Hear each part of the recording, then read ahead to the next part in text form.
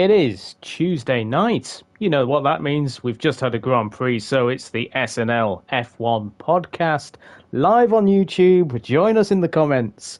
Like, share, subscribe. We're doing crazy numbers right now here at SNL, and we'd like you to join us with the chat for the Spanish Grand Prix at the Circuit de Catalunya in Barcelona. But I can't do it alone. No. Rumour has it that Aston Martin are getting a green edition of him, but we've got the original here. It is Matt Psycho. Good evening, Matt. Good evening. We've got the original. Do you rehearse these, or are these off the cuff? These are off the cusp. I've just literally seen green Red Bull, and I thought, well, Matt is the originator of all things fast. Although, actually, got beaten at the weekend, Matt. By Illusion. We can talk about that in a bit. Yeah, we can talk about that. And we are not joined by Wolfbane. He's been sent to the steward's office and has been a very naughty boy. So he's not here. So we've just got the two old geezers that will probably talk about Formula One for a little bit and then go back when it was good. Although, actually, it's pretty good right now. It's pretty good at the moment. Yeah, I suspect it's probably some of the best racing we've ever seen around Barcelona. But let's go into that a bit more about the Grand Prix and everything. So we started off, Matt. We'll have to start with those green Red Bulls, as they've been dubbed. Aston Martin up to their old tricks of getting the tracing paper out and using the ideas of quick teams. Although, it's not really that simple, is it? No, this has got some mileage, I think, to go yet. Aston are claiming they always had two concepts on the go over the winter. I even read tonight that Vettel confirmed that they were kind of going dual path. And Gary Anderson made a good point on the race I think yesterday, saying, well, why? Yeah, with a cost cap, why would you dual path development? It doesn't make any sense. And then I've read on Autosport, they're going through it all and saying, this surely is more than just coincidence. And then the last little tagline was, but what if Red Bull found out what Aston Martin were doing?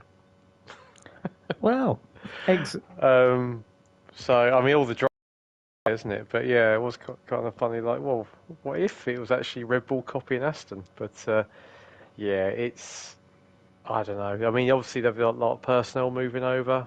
And as they say, you can't copyright what's in people's heads, but it is a bit sus, isn't it? But you'd think they've done it already and got done for it, even if it was like pretty minor. Surely they wouldn't try it again. But it is a bit of a coincidence, so who knows? Well, we saw with that Aston Martin early on with the long side pod concept that it did not look quick at all, did it? It looked quite a flawed design, actually, once they got into the real world. So maybe Aston Martin, Lawrence Stroll, he's quite a ruthless man. Maybe he just doesn't care. And he's said, no, do exactly what you did before. This may be orders from high up, but that's pure speculation. But given some of the aggression that he showed after all the pink Mercedes controversy, I wouldn't put it past him. He's quite a ruthless businessman, and Aston Martin at the moment, I do worry really for that team long term because they're looking a little bit... I did read a piece comparing them to Jaguar in the early 2000s, saying big British brand... Bad, but... They're not quite as farcical as Jaguar. If you ever have a spare 10 minutes, people, please listen to Bring Back V10s, and they have some amazing stories about what happened at Jaguar. Dario Franchitti went to test for Jaguar at Silverstone and was flown over by Concorde. Just for a test. Yes. Yeah, I'm not going to go into... obviously, they were owned by Ford, so I'm not going to go into that. But no. Yes. It was classic large company, middle management, bureaucracy that killed Jaguar. F1. It's the rotating cast of team principals as well. One Nicky Lauda as well, who It's 3 years ago since he passed away, which doesn't seem possible, but there we Is go. that why Wolfbane had you did him a louder tribute? It is. Or was that It just is. you wanted one? It is, okay. It was based on that. So 3 years ago that Nicky hasn't been with us, and it's a very strange place to say that.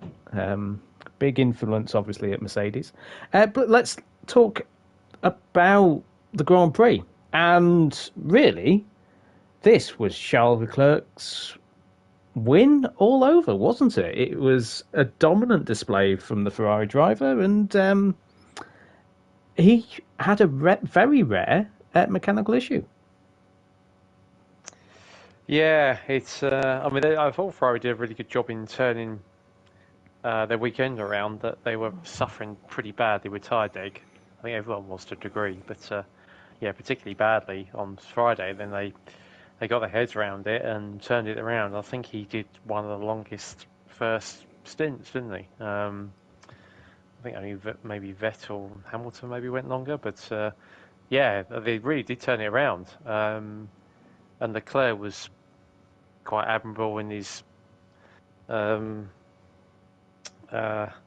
positivity afterwards, but this has got. I mean, they were leading by what 40 something points after Australia, and Verstappen's turned it around in 2 or 3 races.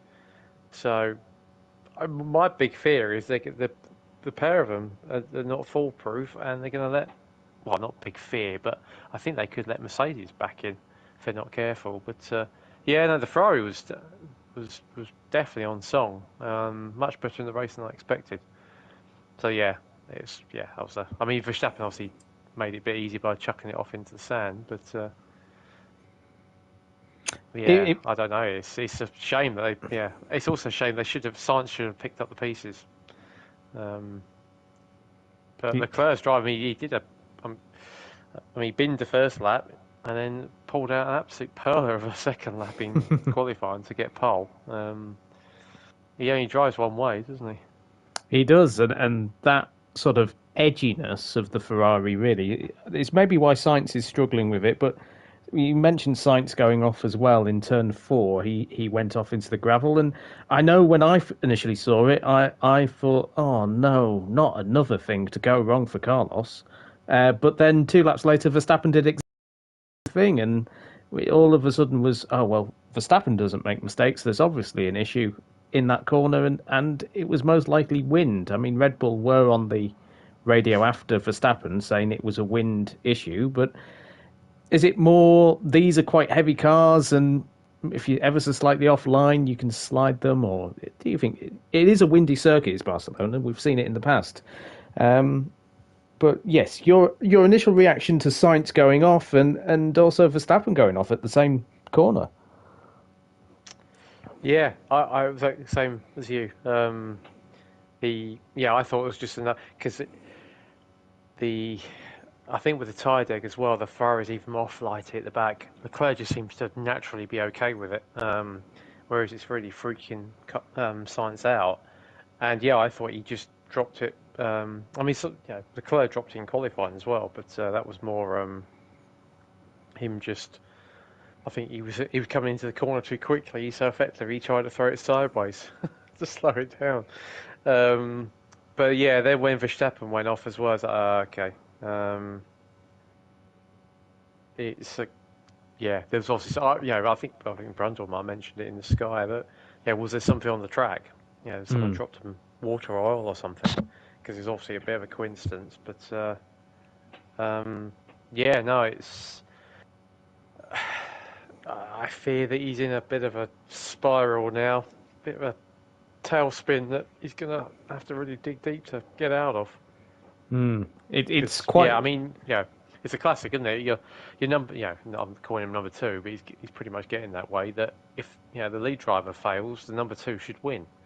And he just about got back to 4th. It is quite scary for Carlos because it just seems everything that can go wrong does go wrong, and it's a bit sort of Johnny Herbert-ish with the way that happens. Like, you get drivers that just seem unlucky at times. We always saw it with Schumacher at Ferrari. everything seemed to go wrong with the other Ferrari. It didn't go wrong with Michael's, although Michael did tend to jump into the spare car quite a lot, or steal the car of the of his teammate when he could Or do have all that, the nice shiny bits. or have all the brand new bits. But you got that at Red Bull as well with Mark Webber, and again maybe a bit more. The nice shiny bits got onto Vettel's car, but also Mark seemed to get a lot of bad luck, and you seem to see it in teams. Well, Red Bull traditionally are. I say traditionally. Well, yeah, it's become a tradition since Gasly, since Verstappen sort of established himself. They could only run one car, but Perez was up there. He came second in the race. He was a bit sort of chippy in his comments to the team at points, saying about it was unfair about letting Verstappen pass at points, but David Coulthard actually was quite vocal in those. He said Perez has to be careful because he's only in F1 because of Red Bull. So I can't. True. I can't believe there is anybody for Red Bull to put in that seat other than Perez for next season. But yeah, he's getting a bit vocal about his position. Yeah, and I think that was, as a driver, I think it's fair enough. If you're racing online and your team principal told you to move over and you thought you had a shot at winning or at least should be passed on track, how would you feel? That's just a game. I feel a lot of people go, oh, they shouldn't have, especially this early. But he's clearly the number two. Verstappen's clearly the lead driver. It was the logical thing to do. So, yeah, he was. I think he seemed a bit happier afterwards. But after Horn had a word with him, but yeah, no, I get it. I get why he was a bit annoyed. They're on different strategies, and I think he was told that if you move over and let Max have a go and he doesn't get anywhere, you can get the place back, and that kind of didn't happen. But yeah, I mean, I think Horner was quite right. He said that he'd be a bit concerned if he wasn't annoyed. So yeah, I think it was a fair reaction on both sides, to be honest. Perez was fair to be a bit pissed at Red Bull, and I think Red Bull did the right thing in terms of the orders. So nothing to see, I think. Yeah, a bit of a story out of nothing, really. But we've mentioned before, Mercedes coming back, looking strong, and Russell in third place. He was leading the race at one point as well after Leclerc's issue, and we saw Russell against Verstappen for the first time, really, in Formula One. Russell really showing he is no slouch. You have to really pull a move on him to get past him. Defending brilliantly through turn 3 and 4 against Verstappen. Great drive from him. I was really pleased. I think everyone had some small doubts that Williams, obviously, he was Mr. Saturday and used to pull some absolute perler laps out, but then in the race either tended to go backwards or kind of had a rubbish first lap and didn't really race as well as perhaps he might have done in certain circumstances. And I think that was the first time I've really seen him get his elbows out and just about stay within the bounds of the law. Just about. But Verstappen, to his credit, said, it was hard. I would probably done the same, so no issues from his side. He's moved back because I thought Verstappen had got him into turn 1, and then he saw Russell come back round the outside to get him to turn 2. It's like, yeah, this is great. So yes, it was DRS hobbled for sure, but no, he showed some great fight and defended it. I don't think you could have asked for any better defence. It was pretty much perfect. So very pleased to see that side of him as well. So yeah, he's. I mean, I've always liked him. Always been a bit of a fan, but I think he's delivering more than I think you could have reasonably expected. So he's on a cracking. I mean, he's the only driver to finish in the top 5, isn't it? Every race. Every single race, yes, he's always been there in the top 5. He's really clocking up the points as well. He is driving fantastically. as you say, the move through turn 2, where he just kept, no, you're not having that position. We're going to have a bit of a fight now. It's great to see, and it's building the confidence. And the porpoising issue on that Mercedes, I must admit, I didn't see any porpoising from what I've seen. I don't know. You see a little bit more on the Sky coverage. Was there Yeah, much there was a there? little bit. There was a bit. There was a bit through turn 3, and there was, I think, a little bit in turn 9. But no, they've obviously done a pretty mega job in dialing it out now. Apparently, they've made some changes to the floor in the Venturi, and it goes more sideways than vertical. So yeah, they're. I think they're certainly. There's been quite a lot of analysis because I thought after watching it that Hamilton could have, could he have won that? Maybe. I don't think so. The analysis showed that he was, I think, pretty much the same distance, if that not further behind overall. So. Autosport did analysis showing that I think Toto Wolff said that they've halved the gap. Well, they're saying compared to Imola they might have done, but compared to Bahrain they're probably a similar distance. But yeah, there's certainly. I mean, Hamilton's pace was pretty impressive. So yeah, no, game on. I think could be a 3-horse race pretty soon. Hopefully so. And Rob on Drums in the comments. Hello, Rob on Drums. Of course. Comment. Yeah. Hello, Al. Who's Al? Rob? Who's Al? There you go. AI he's after. He wants the AI. Don't talk to the AI, Rob. They're coming to get us. There's the Mercedes. Lewis Hamilton turn 4, lap 1 with Magnussen. A bit ambitious from Magnussen, but it's lap 1. You can try it, but it's definitely a Magnussen type move. And then to claim that Hamilton rammed him. Well, David Coulthard in the Channel 4 commentary said Hamilton's one of the cleanest drivers you can race against. So, yeah. Not sure I agree with that, but I didn't really agree with it either, but I don't think Hamilton would put contact on someone. He would definitely squeeze you. Cops. Yes, well, yeah. that was anyway a bit stupid. But yeah, Hamilton. It wasn't his fault in this case. No, it was not. He had a puncher, but Hamilton, the old Hamilton, which is the Hamilton I really detest. When things are going wrong, Lewis throws all the toys out of the pram, and he was saying to the team, "Let's just give this up. Let's just park up in the garage." And he used to do that at McLaren. I remember him doing that there, and it always wound me up. When things go wrong for Lewis, he doesn't seem to want to fight, which is a very strange thing to say for a 7-time world champion. But then he came back and he drove brilliantly. He was fastest on the track for a certain point and drove back up the grid, back into 5th place as well, and actually was in 4th. But then both Mercedes had to change. They had to lift and coast, didn't they? They had a DNF risk.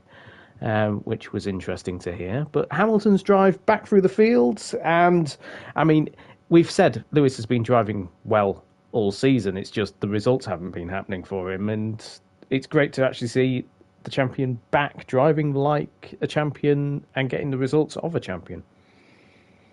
Yeah, no, I again, the same. I was disappointed with that.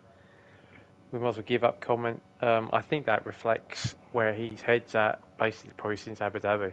And then this year's car has basically just sort of exaggerated that. And then, after the race, he was bouncing. So, yeah, no, great. He showed really good pace. I mean, he was a fair chunk quicker than Russell. Apparently, Russell set his car up well for qualifying, and Hamilton was the race, which explains a bit of it. Obviously, Russell was defending a lot and all that good stuff. But no, Hamilton particularly. I mean, Perez only just beat his fastest lap with less fuel when he did it. So, yeah, no, the Merc was quick and Hamilton was quick. So, yeah, I'm not his biggest fan, but it's if they can get 6 drivers battling at the front, that's going to be mega. I say. My concern is that once Mercedes properly unlock that car, might they just disappear? Who knows? But it was. I think he was still behind Leclerc and Verstappen. I don't think. Some of the stories I read said, he could have won the race. I don't think it was that quick. Given Leclerc was cruising and Verstappen obviously went off and then got held up. But no, he probably would have got third, legitimately. But then, but they both had gremlins, didn't they? I think they were pretty much out of cooling fluid. So, they had to really back off. But no, encouraging for Mercedes. They've definitely made a big step forward in understanding their car. So it's definitely made someone that has foolishly said Hamilton won't win a race this season sweat. Yes, I do remember that. Yeah. Are you going to revise that yet? No, I'm going to stand by it. I'm still standing by it. I don't think he will. I think it'll be close. It definitely will be close, but I still don't think he will. I just feel that Red Bull is just the potential in that Red Bull, as we've spoken about before, is just so high. And Verstappen won with all the issues that he had. Like, he won at Miami with issues. He's won at Barcelona with issues. Once they get that car running as it should be, I think this may be a walk in the park for Verstappen, which is quite scary. Well, Ferrari have let him off for sure. The head start they have, or had, given that the Red Bulls, having numerous reliability problems. In this case, he was massively let off. I think they might rue this. They're not, making hay, because, as you say, Verstappen's now got his nose in front in probably the quicker car. I might just say though, Ferrari was, would Verstappen and would he have held on to Leclerc? Not sure. Ferrari has been hard on its tyres up until now, but Barcelona seemed to be pretty good. So, and I don't think Ferrari really chucked still too many upgrades at theirs. I think they had a bit of a package at Barcelona. They had a few turning vanes at the front of the it's still side pod, but it's not massive compared to what we've seen obviously on that Red Bull as well. Which I don't know if you've seen. Christian Horner has been pushing for the budget cap to be increased. Yes, I saw that for inflation. Claiming that only 7 teams might be able to make the last 4 races of the season, and then Alfa Romeo, Williams, and I think Aston Martin have said, no, we're absolutely fine. We'll keep the budget cap as it is, please, thank you. Christian Horner pushing for that, I suspect, because he wants more upgrades on that car. Of course. Not thinking They'll about play any game they can to get like the sprint race thereafter, was it 100k per race or something? They'll do anything to try and take advantage of a situation. Yeah, the very, again, Christian Horner, one of those people. He's a team principal for a reason. I mean, he was a team principal in Formula One when he was 32, was it, when he took over Red Bull, which is crazy. Absolutely crazy. And then he married a Spice Girl, so there we go. He was on his way out, apparently. Around sort of 2008-ish, I think. 2007, 2008. And then it all changed. Yeah, I think, he was, I can't remember who I read was being lined up to replace him, but, he was beginning to run out of time, and then, 2009 kicked in, and away it went. But to think that 32, 33, you're a team principal of an F1 team, that is a bit bonkers. It's very bonkers. Probably good Steiner was being lined up because obviously he was at Red Bull back there. A few things I gleaned from Spain, says Rob on drums. Come with us, Rob. Tell us. Rob's in the chat telling us what he's got from Spain. Just whilst Rob's coming up with those things, let's just have a look. Oh, Bottas. Can we talk about Bottas? Because he's having an amazing season, as is Esteban Ocon. Esteban Ocon is having one of those quiet seasons that Gasly has been having the past couple of years, where he's just getting the best out of the car. But let's talk Bottas. Rejuvenated, he's getting his bottom out, he's raising money by getting his lovely peachy bum shown in Rivers, and he's having a great season. I'm not going to ask how you know that, but anyway. I must get different So I did images. see it as well. Yeah, no, I think some his season up so far that they were disappointed with sixth, which is amazing when you think about it. Given that I think he scored more points now already than the last two seasons combined. That they were disappointed in sixth. I think they thought they could have had fourth if they played the strategy right. So yeah, no, he's having again. He suffered with tyre management. That's his usual story. And I thought he was a bit pretty much let Hamilton go round the outside of him, but he didn't fight it, did he? No, which is a bit of a shame. But no, reading something today, they did an analysis of Sector 3, given they always think Sector 3 Barcelona is a good indication for Monaco, and I reckon the Alpha's quick. He could be a bit of a dark horse for Monaco, and he's good around Monaco. He is. Was it last year he put it second, and Hamilton was like Hamilton nowhere? was way down. Hamilton had a weird weekend last year. Yeah. Yeah, so he's good round there as well. So yeah, it could be an outside bet for podium maybe. Well, there you go. Tipster Matt is in the house. Yeah, I like him. I've always liked him. It's really good to see him doing so well. So Rob getting on with it. Rob in the chat said best Spanish Grand Prix since Pasta won in 2012. Definitely. Yep. The new generation of cars showed that they are really raceable. We're getting great action. I mean, I know it was assisted by his tyre advantage, but Verstappen round the outside of turn 12. I don't think I've ever seen a car do that in Formula One. That was brilliant. That was really, really good. It's like GT racing, but with F1 cars. It's fantastic.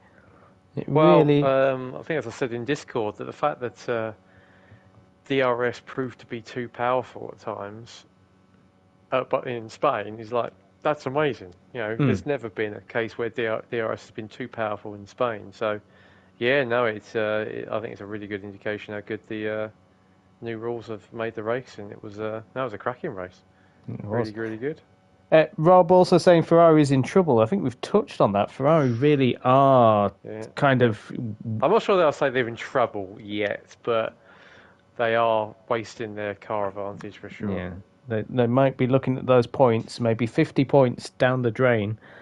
Kind of, it could be crucial. They should be leading, shouldn't they? They should be comfortably clear. They should be ahead right now, but Verstappen's on a roll. He's won 3 races in a row, and he's just flying along right now.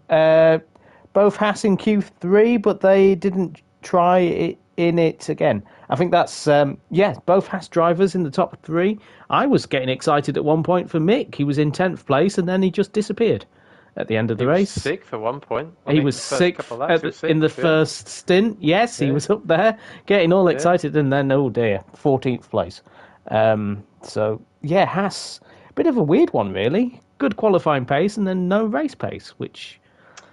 So what I read, Magnussen, even though he gambled on the hards... he had the incident, didn't he, in turn 4. So but when he was on similar tyres to Bottas, he was as quick as Bottas. And, I think the Schumacher, they just did the wrong... A bit like Bottas' strategy, they tried to go too long, and he just kind of ran out of tyres and tumbled down the order. But again, they're doing a bit of a Ferrari in that they've got a good car, and they're not making the most of it. That was a shame. But I thought after turn 3, they were both in the top 8 or something, weren't they? They were doing fantastic. And then Magnussen hit Hamilton, and it just sort of all went wrong. I would like to have been Rob says they're super bad on wear. Yes, they're not great, are they? I'm not sure they stopped trying, Rob, but they stopped trying with their tyres. Yes, it does seem to be they got the strat wrong. But apparently Magnussen was almost as quick as Bottas when they were kind of doing the equivalent things. So the car's quick. I think Magnussen might do something at Monaco. Got a sneaky suspicion. I think he's quite good around there. Also, I don't know if you've seen the weather forecast for Monte Carlo. Yes, it's supposed to be raining, isn't it? It's meant to be raining all weekend, which should be amazing because Monte Carlo in the wet is just something else. Rob also mentioning McLaren as well. WTF happened to McLaren? Well, Norris was unwell. If you saw Norris on Saturday after qualifying, he just looked awful. He was suffering. I think was he suffering from hay fever, or did he actually have a fever? Tonsillitis. He just looked shocking. But that does bring me on to something that I am starting to get quite concerned about, and that is Daniel Ricciardo. He didn't beat Norris when Norris wasn't feeling well, and he just had a nothing Grand Prix. He finished in 12th place, kind of anonymous again, and it's getting to the point now with Danny Rick where you go, is it worth keeping him? I mean, he's meant to have a contract for next season, but there are rumblings going on that maybe McLaren aren't happy with the amount of money they're paying him. Well, he's getting, 25 million or something crazy? 25 million a year. It's a common thing. We bring it up every podcast, don't we? Yeah, we seem to have done. This one was, I think, potentially one of the worst. That he started, ninth? Reasonably decent qualifying, and then just went nowhere and went backwards. And he said he couldn't get pace on any of the tyres, and He started asking for the team to change the chassis, which is a desperate move because it means the driver doesn't know what's wrong. It worked for Ocon, I think, last year, didn't it? Because he asked the same. It did. He actually improved. But that always is a worry, isn't it, when the drivers start asking for that? But also, we're clutching at straws a bit now. Also, the Master Mazepin asked for the chassis to be changed, and when it was changed, he still spun. So you still... No, I'm getting very concerned. It isn't going to last another season. No, and McLaren anyway. Big fans of Danny Rick here. I mean, if he leaves McLaren, where does he go? Because it's very tricky for him. Because I mean, if I was Alpine, I'd love to have him back. But actually, you've got a bit of conundrum with that second seat at Alpine as well. Because you've got Alonso's having a weird season for sure. And you've got Oscar Piastri, who's sat there warming up the bench, ready to get in that car. So, yeah. Would Danny Rick be an improvement over any of those three? I don't think so. Not really. Rob's got to run to make some deliveries. He's going to see you on track. Join us later, Rob. Come and join us. Listen to the replay. You had a good race, didn't you, I think, on Sunday? Yeah, he did. He finished... A solid race. In 8th place, I believe. So good, solid points there for BMW. So good race. He'll be there on Sunday. We are live. This is the GTE Championship.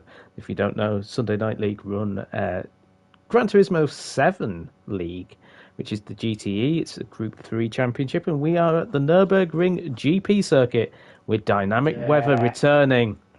Yeah. So Matt's favourite circuit on the whole game. He loves it there. So Matt will be very happy. We'll talk about what happened actually at the weekend as well a little bit later on. But Danny Rick, a little bit concerning. Let's just see if we've missed anything else. Let's see if Rob left anything else for us to chat about. Alonso had a good run through the field, and as you say, Ocon had a good race. So the Alpine is very odd. They're really hot and cold. It's bizarre. It's a very strange car, because if you said to me, where are Alpine in the championship, I'd probably say about 7th. And they're currently in 6th place, but they're not far off Alpha and not far off McLaren. Very hot. Yes, it seems they're either nowhere or do really well. It's really odd.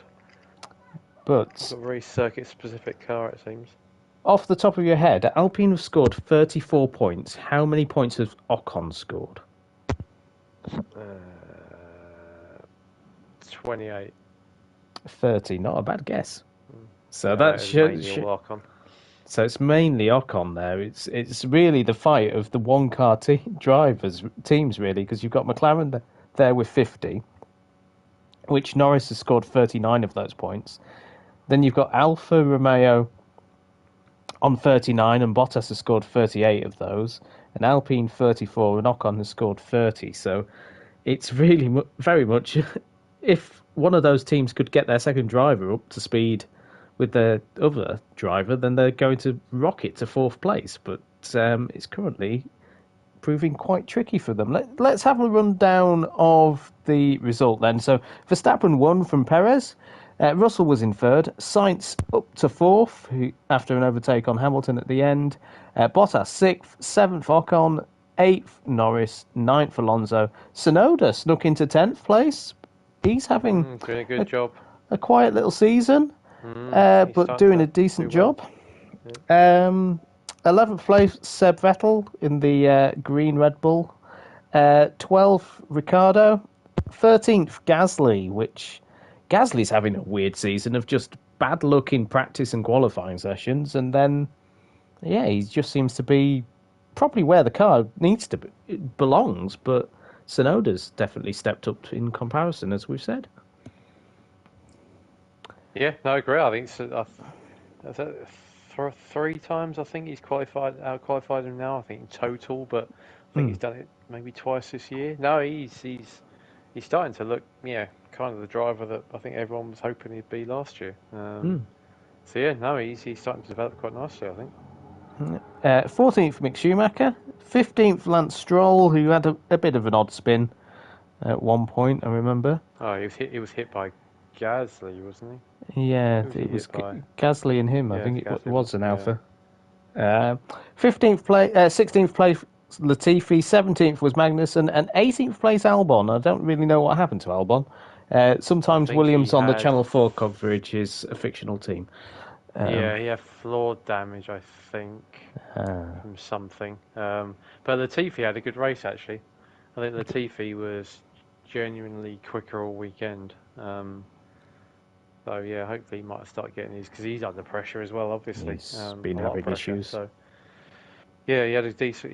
He got finally a clean weekend, and I think Albon had damage. That's how I read. But even so. It's so it's all hopefully, as we said before, Latifi was under pressure, so hopefully this is the turning of his season maybe. So the championship standings, Verstappen now is the championship leader, 110 points. Leclerc has 104, Perez 85, Russell 74, Sainz 65, Hamilton 46. So, just 64 points behind Verstappen, but a long way to go. Could still, a few race wins. He'll be up there. He'll be challenging. Norris, 39 points. Bottas, 38. Ocon, 30. And Magnussen on 15. So Red Bull lead the championship with 195. Ferrari, 169. Mercedes, 120. McLaren, 50 points. Alfa Romeo, 39. Alpine, 34. Alfa Tauri, 17. Haas, 15. Aston Martin, 6. And Williams have got those 3 points. So it's very tight, very close. We are at Monte Carlo, aren't we, at the weekend? Which, what day is it? It is Tuesday. I thought it was Wednesday. I was going to say they're on track tomorrow. They're not on track tomorrow. That's wishful thinking. So, yes, quick turnaround. Monte Carlo predictions. I don't think we did a prediction for Spain, actually. Monte Carlo predictions. Or tricky. I think again it might be a Ferrari track. They seem to be pretty good off the corners. So yeah, I go Leclerc. I think I don't know. There are rumours Leclerc may need an engine penalty at some point, and I don't know whether that's for Monte Carlo. Yeah, no, that's later on. Later down, down the line. Yeah. I'm going to be controversial and say Sainz will win at Monte Carlo. Love to see it. I think that will be very, very popular if that occurred. I think Sainz first, Verstappen second. So Leclerc. I don't think Leclerc's going to finish. Really? I just he has that awful record, doesn't he? Has that awful record. He crashed even the historic, and it was the brakes failing. Yeah, to be fair, that wasn't his fault. But he's had many issues there that haven't been his fault. So maybe it's just one of those places, a bit like Rubens Barrichello at the Brazilian Grand Prix. He should have won that race a few times and just never did. He just couldn't. It would all go wrong for him at that race. So I just feel, and also the momentum that Verstappen's got at the moment. I think it may get to Leclerc. He may just try and do something really special at Monte Carlo, and it just might. I don't know, but hopefully it will be a wet race. So Alex Albon to win. He's good in the wet. I need to put him in my fantasy league team. He should come from the back and win. I must admit, I've forgotten how to play that. Well, I didn't understand how to play that, and I've forgotten my password to get back on it. So that is why you've not heard any updates, ladies and gentlemen, from the Fantasy League team standings. So I don't think I'm doing very well because, I can't even remember my team. I didn't realise you were even in it. I know Alonso's in it. I was beating you at one point very early on. Okay. Probably not now. Probably not now, no. No.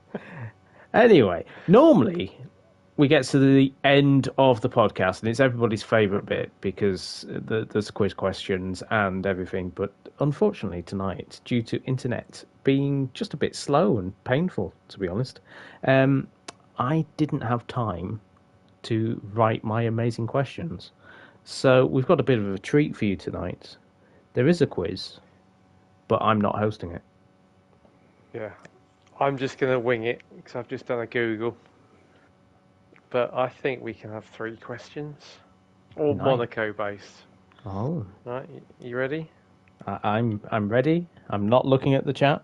I don't think anybody's here, to be honest. No, no. No. We're just talking to ourselves. Yeah, but that's all good. It's all good. People will get it in the replay. Yeah. Right, okay. So, question number 1. And you get a bonus if you actually get the years as well. Ooh. How many times have Williams won in Monaco? So, we'll do your format. Do you want to go for the answer or do you want the multi-choice? They haven't won very often. I know the last. Or do you want multi-choice? I'll go multi-choice.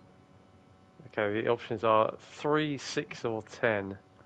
You know what? 3 was in my head before you said it. I'm going to go 3 times. Can you name the years? 2003 Montoya. Very good. Just trying to think. Oh, Mansell didn't win in 92, did he? No, Senna won that one because Mansell was on the run. Rosberg, Keke Rosberg won it, didn't he? In 83. Very good. And bordering on my levels of geekiness here. Can you get the first one? Who was the first one? Was it Alan Jones in 1980? Reutemann. Right year though. Very good though. Yeah, right year. Very good. Close. Very good. There you go. See, I know something. Yeah, no, impressive. So you got all 3 years right. That's pretty impressive. Okay, question number 2. Which world champion famously likened driving at Monaco to riding a bicycle around your living room? Oh, I can't remember who this is attributed to. Was it James Hunt? Nelson Piquet. Oh. We're going to go 4 questions. So, okay. Question number 3. At which corner did Michael Schumacher controversially park his Ferrari during qualifying in 2006? Oh, he genuinely crashed. He definitely crashed. It was Le Rascasse. Well, it ended up in the middle of the road with no damage. Yeah, and then went, I need to actually nudge the barrier. Here I go. Boof. Oh, dear. I've not damaged anything. Yeah, Rascasse. Right. Yep. Absolutely. And then question number 4, another multi-choice, if you want it. By how much did Ayrton Senna out-qualify Alain Prost to claim pole in 1988?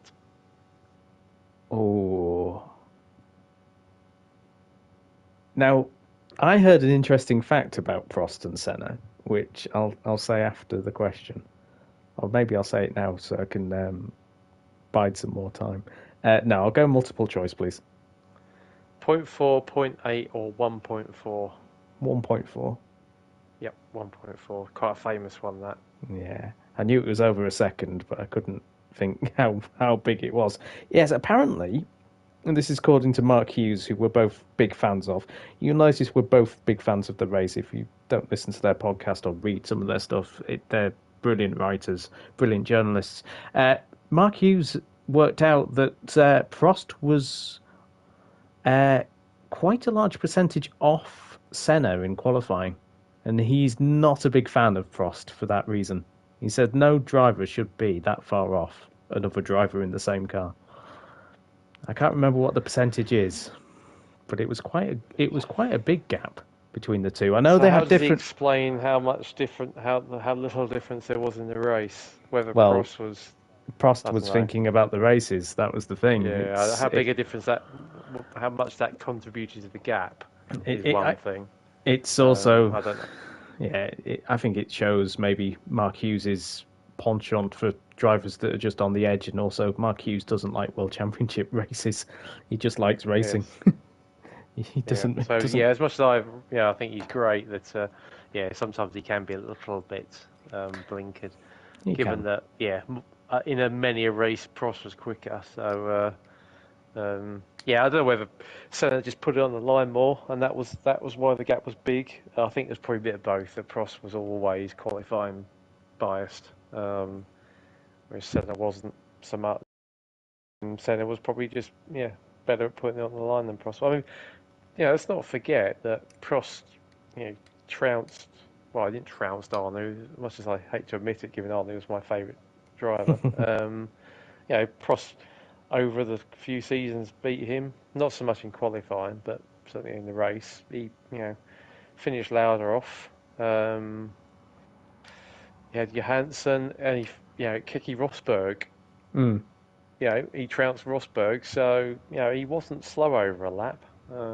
He definitely was. It always surprises me when Rosberg went to McLaren. Obviously, I wasn't about when that happened, but I look back at it and watch the races, and I always forget that Rosberg was a world champion at that point because it's like he is a number 2 driver. It's like he is Perez. It is a very strange dynamic to have in that McLaren team because. Yeah, it is like having a very capable number 2, but definitely a number 2, and he's a world champion. I think it was a bit like last year between Verstappen and Perez. Rosberg came into Prost's team. McLaren was Prost's car. I think Rosberg took a long time to.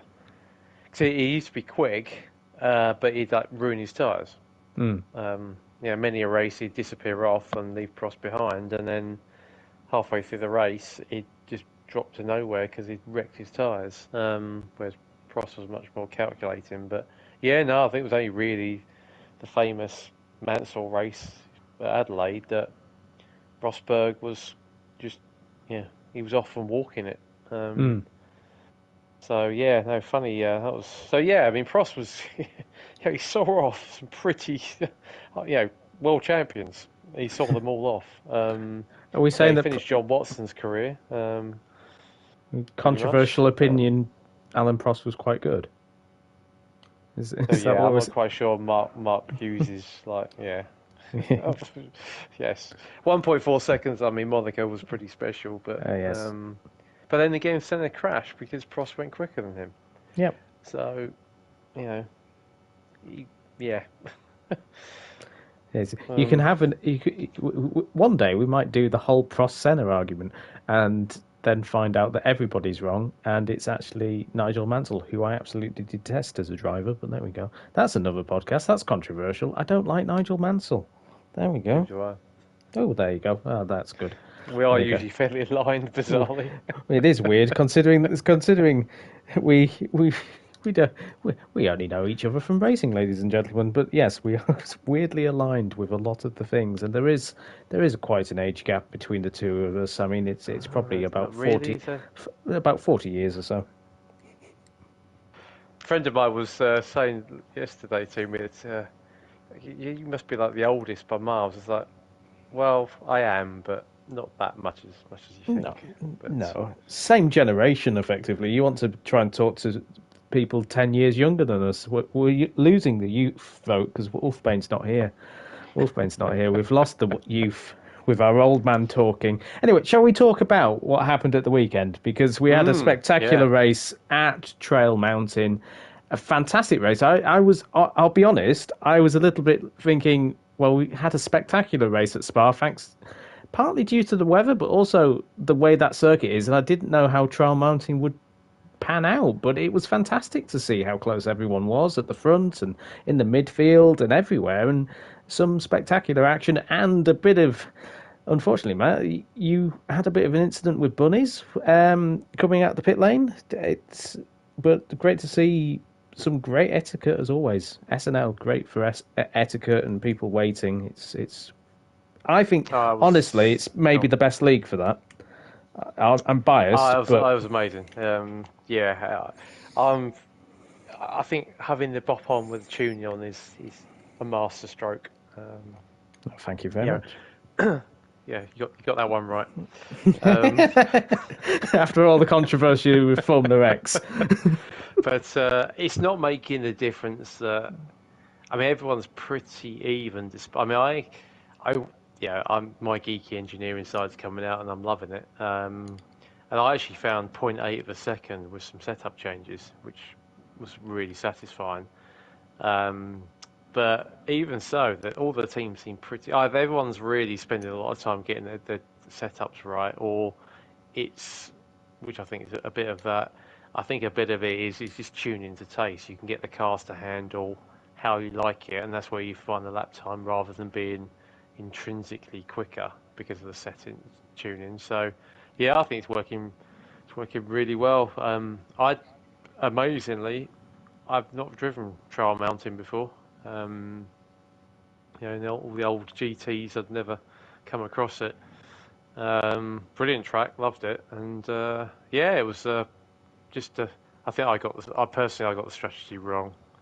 Corvette's pretty hard on its tyres, and I don't know if I'm finding that the settings are subtly different when you go into your lobby compared to when I practice. Bizarrely. Is it because of the conditions, maybe? Because the conditions are on custom, so it can just do random stuff at times. Because we did have a little bit of mist and cloud and bits, and I was surprised actually how dark it got towards the end. I've never seen it go that dark. Yeah, no, because I did a practice with it on the ×3. It was pretty much. It was starting to get dusk, but it was pretty light. No, I'm thinking like pit stops. So I did some practice pit stops and thought, you come in really quickly and you miss out that whole last tight section. Hence why we went for 3 stops, and you spotted it. There was a Team Corvette thing. And the stops actually took longer than I expected them to, and but Bunnies was amazing. I mean, watching if you watch my in-car feed, I do the usual racing driver of what was he doing trying to go around the outside. I watched the replay back, and if anything, I hit him and kind of knocked him sideways, and then he sort of caught it and then put me in the wall. But then he waited, which I thought was amazing, given that it certainly wasn't clear it was his fault. No, as you say, the etiquette was fantastic, and I love seeing it. It looked like, obviously live, I'm doing the commentary. Your commentary was brilliant. It was absolutely brilliant. Endurance Nut can't be live, can you? Has said I channel my. You can tell I grew up watching Murray Walker, but I, to be honest, it infuriates me, some of the commentary now, because, for example, the Verstappen move around the outside of turn 12. Alex Jakes on Channel 4 was just telling a story whilst that was happening. I was like, shut up. Murray would be absolutely going ballistic. And it would catch your attention as well. It brings you to view it. But it did look when you came into the corner, you may have just had a bit of understeer coming out of the pits. Yes, that's what happened. And I couldn't see him though, and he couldn't but you see wouldn't me. you wouldn't see it, no, because of the way that corner is, and those first three corners in Trial Mountain are just they're punishing, because if you're slightly offline, they are going to bite you. They will bite you. They're brilliant, but yeah, it's scary every time you go in. If you're slightly offline through the first bit, you didn't spot it. You were on me at the time when I crossed the line. I did one that was like 3 seconds slower. It was because I had a major moment going through there and nearly binned it. But yeah, no, it's just really. I don't think because the other thing I love about SNL as well is that. Yeah, I'm having chats with Bunnies. I'm having chats with Illusion. Illusion. With Wolf. Illusion did brilliantly to win. Me and Wolf are talking about setup, direction. I don't, obviously give away all the secrets, but everyone's really helping each other. It's great, and I don't think we would have caught Illusion, but it would have been. I think. Given that Bunnies was pretty much my pace as well, I think we could have put him under pressure at the end. It would have been tight, given he was on mediums. So yeah, it's just one of those things, unfortunately. With that, the way it funnels in, it's just unfortunate. But no, it was great. The first two races have been absolutely. I know that it's buggy and all the problems with the game and stuff, but when it's working, it's phenomenal. It's so good. It is such a big step forward from GT Sport. It really is, and as you say, when it's working well, it's working amazingly. And I'm looking forward to Nürburgring, because I think that's going to suit the BMWs and the Astons more than the others. Although that Subaru could be very quick in the first sector. No, I think the Subaru. Subaru looks very quick in Illusion's hands. I mean, it was quite funny that again the old man reference, but. You probably remember Villeneuve at Harama in '81. We had the train of cars lined up behind him.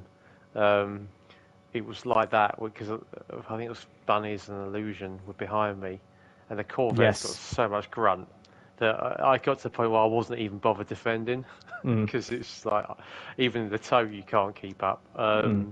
So I'm looking forward to Fuji and Bathurst, but. I think the Scooby's going to be quick round ring. It's going to be, and you're absolutely right. The standard is bonkers now. It's so good that you cannot make more than a small error, a big error, and you're off the podium. It's a pleasure to be in. So I'm really enjoying it. And just coming from a commentary point of view and being live as well, it's great that. The live experience is so much better because obviously with Formula X, I knew what was sort of happening, although I tried to keep spoiler free. But this is live. It's and the interaction between the viewers as well, and everything that goes on about the week, and it's great as well. Everybody in the Discord is sort of saying, "Look, I'm online now, guys. If you want to come and join me for an hour." I've never known that. It's always been quite secretive. That's everyone announces it. And it may be a bit like, I want to see how competitive I actually am, but it's great that you want to share and you're chatting as well. Teams are chatting to each other and bits and pieces. Obviously, the finer details maybe not being discussed, but yeah, it's great to see, and long may it continue. SNL's always been about community. We've always had that sort of vision of it's a team aspect. Some drivers don't know as much as others, and if you get better from being part of SNL, then that, for me, is what it's all about. Job and enjoying done. It. Job done, enjoying it, having good quality. That's the thing. Good quality chats, good quality racing, entertaining racing to watch. Do you miss the race driving? Yes. I watch. I'm watching, and I'm thinking, oh, it'd be great to have a good little battle for 7th place here. I know my place. I think you sell yourself short. We had some cracking races in HPEC Oh, VRC yeah. in times gone by. But Hey, you know what? Those LMP1 cars, they're my cars. I really want to do something with those, but we'll see. well, that's broken. It seems in the game for whatever Yeah, reason they're totally broken. But yeah. yeah, maybe we can think about doing something in the future with them. But yeah, Yeah, they're so knackered. it's no, I think GTE, I think so far we're looking good. I mean, I'm up for a season 2, definitely. This short season feels like it's going to be over too quickly. But I quite like the short season, actually. It gets us round to season 2 and shuffling it up a bit again, maybe, possibly. We'll see. But yeah, we'll see what happens in the Yeah, I summer. think you've hit on having the auction for drivers, but not affecting car performance. That's That's a definitely lot fairer. the way. Yeah, Yeah, it's the way forward for sure. definitely. Definitely, and we'll And see what happens with like Formula X at the moment we can't do. It's simple. Simple. Can't do it at the moment without. Yeah, just I'm we can't. enjoying this more. To Yeah, be honest, I am. I am to personally, be fair as well. I it's am. as much as I like It's the quicker cars. GT7's a lot better in terms of even the Group 4s, which I never used to really like much in GTS. They're fun to drive as well. So mm, yeah, no, I think GTEs is really good. So the team aspect's great. mm, So yeah, I know it's you're taking one for the team, not driving, but having it live is tangibly better. yes. And my mum likes it as well. So Well, that's the only my reason I'm dad. doing it. Really, it's for Mama Sykes. So Mama Sykes, I so get the she can debrief after every race. watch her boy and give him a ring up and say what he's been doing and what he's done Yeah, wrong. So no, that's exactly why I do it. And also for the team principals to see, or the team bosses, should I say, to see what's going on and also have an impact with their drivers. I don't know. I know Pat used to chat to us back in the day at Aston Martin with the race on. So I suspect there is chat going on and debriefs happening straight after the race. So it's great and it builds that community as well. So there we go. A bit of self publication at the end. But you know what? If we don't do it, who else will? I'll tell you who else. Super GT will. Super GT, you've heard of him? Yeah, he advertises our races. Yeah. And Basic Ollie, he advertises our races too. Yay. how's that working? Is that just something that I is it think an it's algorithm driven I thing? think it's an algorithm driven thing that I don't understand. So I don't know Yeah, how that's happened, but I'm quite pleased it has. So there we yeah, go. that's great. I'm not going to complain. I'm not going to complain about it. But yeah, we're randomly getting amazing views. And if you're joining us live here and wondering what on earth are we talking about, join us on Sunday night. There'll be a music video highlights package as well. I quite enjoy doing those. Although I'm trying to find a song actually for this one. I've got some ideas, so I need to finalise that. It might be something a bit random. I've got one for If It Rains Again, which will be fun. I'll So leave what's that. see? I'm just looking now. Afternoon. That's probably going to get dark. hmm And the weather is random, is it? It is random weather, so Well, random that means weather. it's going to rain. Good. Hopefully, That was fun, that hopefully, was. hopefully. Just after everybody has. Oh, Wolfbane's just appeared in the chat. Hello, Wolfbane. Pleased you could make it. Um, about an hour late, but you know, the youth of today. So ask him, right, Wolfbane, quick question for you then, as you missed the quiz that I did for Jam. Right, let's find a question. Right, list.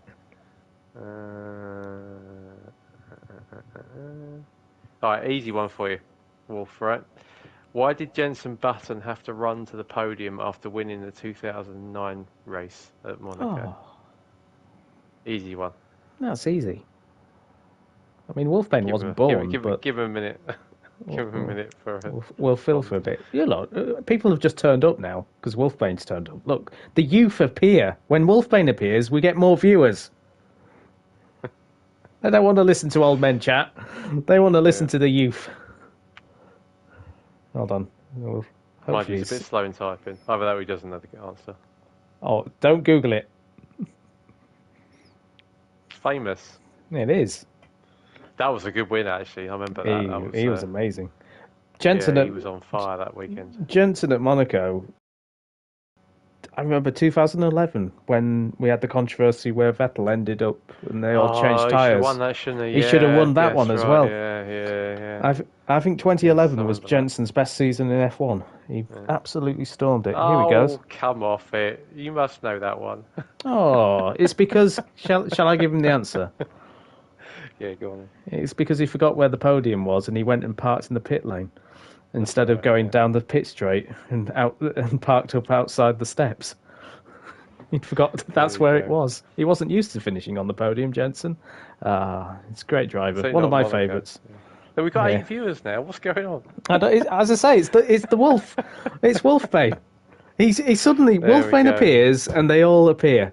So that's what they're here for. They don't care about us, Matt. They just come for Wolfbane. So Obviously, 2 old men just rambling on for an hour, and then Wolf turns Yeah. up and we double our viewers. triple, quadruple. Yeah, He brings the triple. views. Yes, he does, Wolfbane. You do bring the views. Also, if you're watching this for Wolfbane, hopefully he's back next weekend. Not what next. Well, this weekend, obviously at the GTE Championship at the Nürburgring GP circuit, live from 8 o'clock on SNL, but also for the Formula One podcast. Hopefully next Tuesday, all being well. It is school holidays, so I shouldn't have a problem. I hope. All being well, but we'll see. And yes, we'll finish there. I think it feels like it's about time, because otherwise me and Matt could ramble on about 80s Formula 1, 90s Formula 1, bit of 70s, 60s, maybe 50s I'm a bit shaky on, I'll admit. Yeah, I know a little bit about the 50s, but not as much as I know about the other decades. But yeah, anyway, shall we say goodbye, Matt? Indeed. Thank you. It's been a pleasure. And Prost was better than Senna. There you I'll go. just leave you with that. Controversial opinion that may be shared also by me. But there we go. Maybe we could do a top 10 one day. Ooh, that'd be good. Yeah. There we That'd go. be boring, but good. It'd be good for us. We can enjoy ourselves for an hour. Doesn't matter if anybody watches, just like this one. It doesn't really matter. We've enjoyed Just ourselves. a polite reminder to everyone, we actually start at like sort of 8, 8:15. Peak Yes. viewing at like 9:30. Yeah, I mean, an hour into the pod, you know, it's... Maybe it's, it is Wolf. Maybe it is. He brings the magnetism that we obviously lack. Well, he's got animal magnetism, so there we go. Anyway, on that note, good night, everybody. Enjoy the rest of your evening. Join us on Sunday night for the GTE Championship, round number 3. So halfway through the championship. It's a crazy one. And yes, good night.